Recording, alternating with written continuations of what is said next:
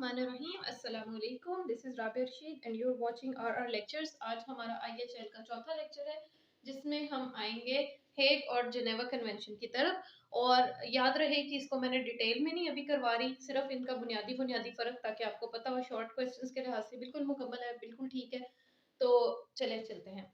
अब जो है ना IHL, इसका बुनियादी मकसद क्या था कि इसने हमें बताना था कुछ चीज़ें कि जो जंग में जायज़ हैं या नहीं। यहाँ पे आपने ये बात याद रखनी है जो कि हमारे अगले लेक्चर में आपको काम आएगी कि अभी तक जो बैनुल अक़वामी कानून है ना, वो ये मान रहा है कि जंगें जायज़ हैं और जंगें हो सकती हैं और जंगें मतलब जंग तो हो ही जाती है।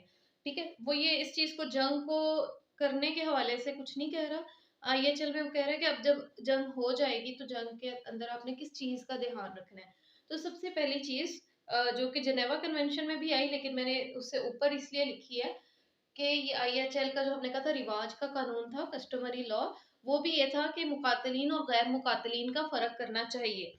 यानी जब आप जंग करने लगे हो तो आप इस बात का ध्यान रखो कि आपके साथ जो लड़ने आए हैं ना, जो आपको कत्ल करने आए हैं, आपका मुकाबला उनसे है, वो है मुकातलीन।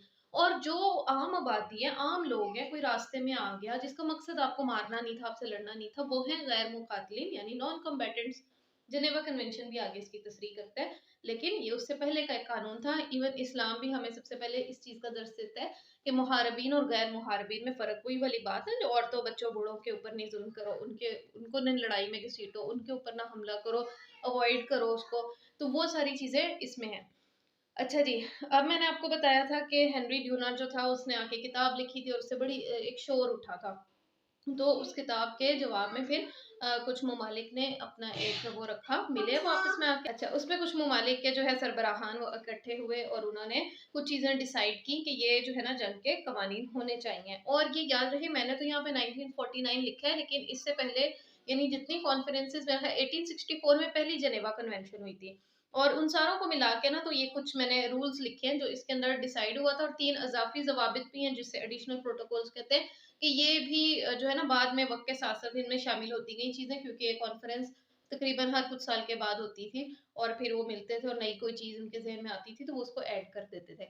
तो ख़ैर जेनेवा कन्वेंशन जो है ना बुनियादी तौर पे इंसानों के हवाले से है, बुनियादी इंसानी हकूक़ के हवाले से है कि ज़ख्मियों और मरीज़ों को जो है आपने वो नहीं मारना जंग में, ठीक है? आम ज़ख्मी या मरीज़ जो है उनकी आपने केयर करनी है, उनको सेफ मुकाम तक पहुँचा देना है, उनको सेफ पैसेज देना है, रास्ता दे देना है जंग के दौरान उनको, कि जंग अपने ज़ोरों पे हो, आप उनको एक हफ़ाज़ती रास्ता दे दो कि चलो ज़ख्मी और मरीज़ तो यहाँ से गुज़र जाए ना।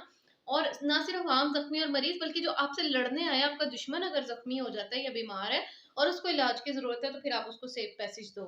और फिर कैदियों के हवाले से है, इसमें भी अभी मैं डिटेल में नहीं बता रही, बस इतना याद रखें कि कैदियों के हवाले से भी जेनेवा कन्वेंशन कुछ रूल्स देता है। उसमें कुछ ये कि कैदी को आप दौरान कैद मार नहीं सकते, उसको जो है खाने-पीने का आपने उसका ध्यान रखना है, आपने उसको भूखा नहीं छोड़ना, उस पे टॉर्चर नहीं करना, उससे कोई बहुत ज़्यादा मेहनत वाला काम नहीं लेना, अगर काम ले रहे हैं तो उसके काम के हवाले से उसको तनख्वाह देनी है, और ये कुछ चीज़ें हैं, ठीक है?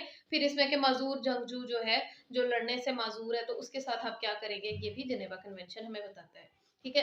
आई होप यहाँ तक आपको बात क्लियर होगी। अब आ जाएँ हेग कॉन्फ्रेंसेस। हेग कॉन्फ्रेंसेस जो है जेनेवा की तरह ये भी कुछ कॉन्फ्रेंसेस थी, जो वक़्तन-फ़वक़्तन होती रहीं 1899 से लेके 1907 तक। और इसकी बुनियाद क्या थी? पिछले लेक्चर में हमें पता कि लाइबर कोड जो थी वो उसकी बुनियाद बनी थी। खैर, अब जो फटने वाले गोलों के ऊपर पाबंदी, इसमें हथियारों की बात है। अब याद रखना है कि जेनेवा कन्वेंशन इंसानों के हवाले से बात करेगा, जो हेग कन्वेंशन है ना वो हथियारों के हवाले से है। तो उसमें है फटने वाले गोलों पर पाबंदी। जैसे किसी ज़माने में एक डम-डम होता था, तो वो इस तरह का कोई बलून था या गोला था कि जो जब जाके फटता था ना लोगों के पास, तो उसमें से जो है ना, मतलब वो जो गोले निकलते थे, वो इंसानों को बहुत ज़्यादा तकलीफ देते थे। फिर है दम घुटने वाली गैसों पर पाबंदी, यानी ऐसी गैसेज़ आप किसी इलाके में छोड़ दें जिसमें लोगों का दम घुटे और वो जो है ना दम घुटने से ही मर जाएँ, क्योंकि ये बहुत तकलीफ़देह मौत होती है। और भी यानी तकलीफ़ देने वाले बहुत सारे हथियार हो सकते हैं। हो सकता है कि जब ये जिस दौर में ये बात थी वैसे हथियार तब ना होते हों। इसमें कुछ चीज़ें और भी हैं कि जैसे आप पानी में ज़हर मिला देना, या इस तरह का कोई भी काम आप ना करें जिससे इंसानों और जानवर जो हैं वो तकलीफ से तड़प-तड़प के मरे। ऐसी कोई आप तकलीफ दे वाला आपने मारना है, आप उसको सीधे तरीके से मार दो। ठीक है? अब आ जाए मार्टिन्स क्लॉज़, यहाँ पे लिखा है मार्टिन्स क्लॉज़ क्या है? कि उस दौर में ना उनको अंदाजा था कि जैसे जैसे दुनिया तरक्की कर रही है और भी नई चीजें सामने आ सकती हैं। तो मार्टिन्स क्लॉज ये कहता है, क्लॉज का मतलब है कि एक शिक उन्होंने दाखिल कर दी, ठीक है। मैंने जल्दी में क्लॉज लिख दिया, आप शिक लिख दे, शीन और वो कैंची वाला काफ ना, शिक। शिक का मतलब होता है कि आपने एक कोई पैसेज है और उसमें आपने कुछ लाइंस ऐड कर दी। तो मार्टिन्स क्लॉज में उन्होंने ये लाइंस ऐड की कि हेग कॉन्फ्रेंस में जो भी अभी चीज़ें हैं ना, तो ये रास्ता हम खुला रखेंगे ताकि नई आने वाली जो भी चीज़ें, नए रिवाज या नई चीज़ें निकलती आएँ, तो हेग कॉन्फ्रेंस में वो भी शामिल करती जाएँगी कि उन चीज़ों पे भी अगर वक़्त के साथ-साथ कोई नया हथियार निकल आता है, तो उस पे भी पाबंदी लग जाए, ठीक है? आई होप यहाँ पे क्लियर होगी। ठीक है, यहाँ से हम अब चलेंगे अपने नेक्स्ट लेक्चर की तरफ। अस्सलाम वालेकुम व रहमतुल्लाहि व बरकातहू।